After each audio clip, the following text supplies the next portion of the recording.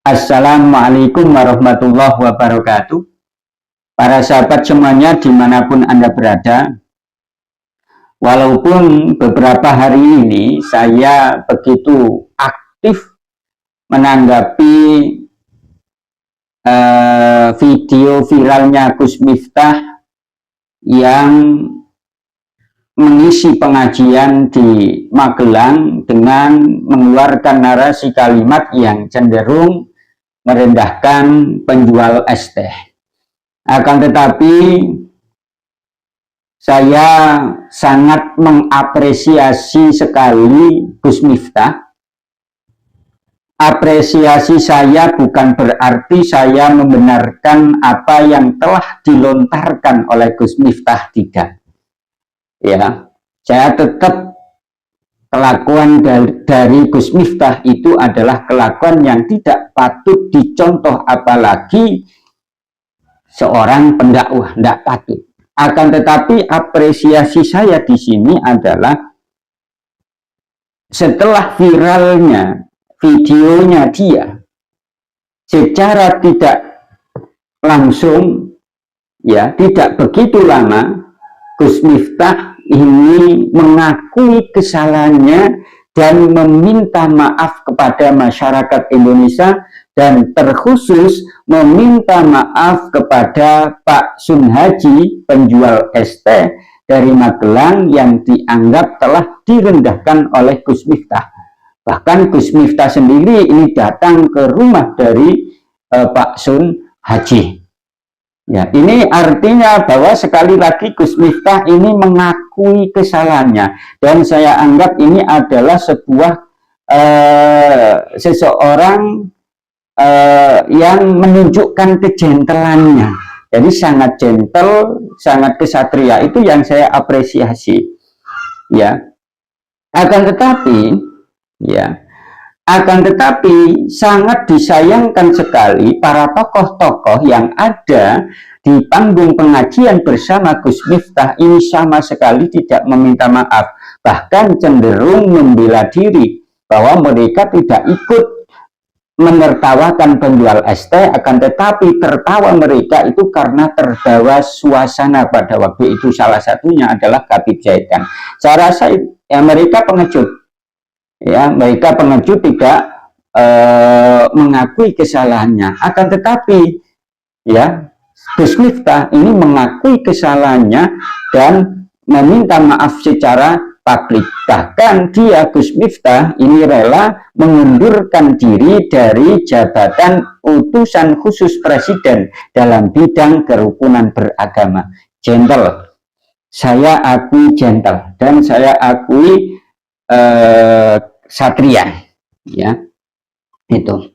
Akan tetapi perlu dicatat oleh Gus Miftah bahwa selama ini Gus Miftah kan sangat membela Habib, sangat membela sekali, kan, sangat membela sekali, kentara sekali. Bahkan di saat salah satu kesempatan pengajian, Gus Miftah pernah mengatakan kurang lebihnya begini, yang menyuruh Pak Lutfi bin Yahya ini tes DNA, maka bangsat. Itu ada, jadi lihat saja di video YouTube, ada kok, ya.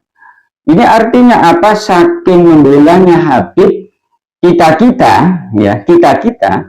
yang menyuruh tes DNA Habib ini dikatakan bangsat, ya. Padahal tes DNA sendiri, ya, tes DNA sendiri itu ya tidak haram, tidak apa-apa, ya, tidak haram, tidak apa-apa. Dan itu sudah dijelaskan secara gamblang di Muktamar NU di Boyolali pada waktu itu, beberapa tahun yang lalu. Tidak apa-apa tes DNA. Akan tetapi Gus Miftah dalam satu kesempatan pengajiannya mengatakan, siapa saja yang menyuruh Lutfi bin Yahya tes DNA, maka bangsatlah. Ini, ya.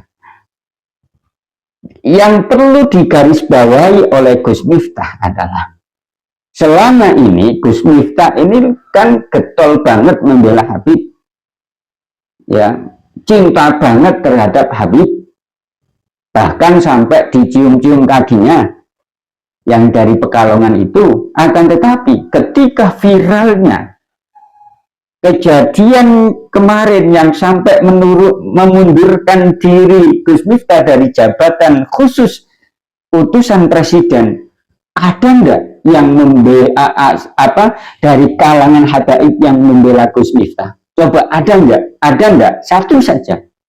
Ada enggak? Enggak ada. Coba Gus Miftah. Ada enggak? Enggak ada.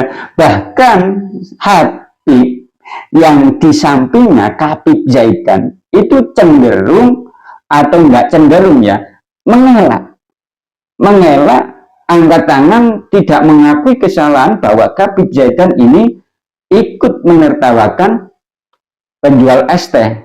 Alasannya tidak ikut menertawakan karena tertawanya itu tidak menertawakan penjual es teh, tapi terbawa suasana. Loh, adanya tertawa pada pengajian itu kan berawal dari Gus Miftah ini melontarkan kalimat goblok terhadap penjual es teh. Akhirnya kan tertawa semua dan salah satunya Kapib Zaidan. Lalu kalau tidak ada narasi kalimat yang dikeluarkan oleh Gus Miftah kan tidak ada tertawa. Berarti tertawanya Kapib Zaidan ini otomatis karena adanya narasi kalimat yang dilontarkan oleh Gus Miftah, sehingga otomatis ya ikut tertawa. Akan tetapi dia angkat tangan dan mengelaknya, walaupun ya awal-awalnya dia membenarkan Gus Miftah, tapi karena saking viralnya mungkin banyak dihujat, dia kan berubah. Ini artinya tidak ada satupun Habib yang membela Gus Miftah. Bahkan Kabib yang lain ini menyerang Gus Miftah. Aldo itu menyerang Gus Miftah dan lainnya, Muhibin yang lainnya. Tapi siapa yang membela? Pribumi sendiri. Walaupun kita itu banyak yang membulinya, tapi banyak dari kalangan pribumi ini membela Gus Miftah. Bahkan Ansor Jatim pun ini membela Gus Miftah, sampai mengatakan Gus Miftah ini aset bangsa. Siapa yang membela?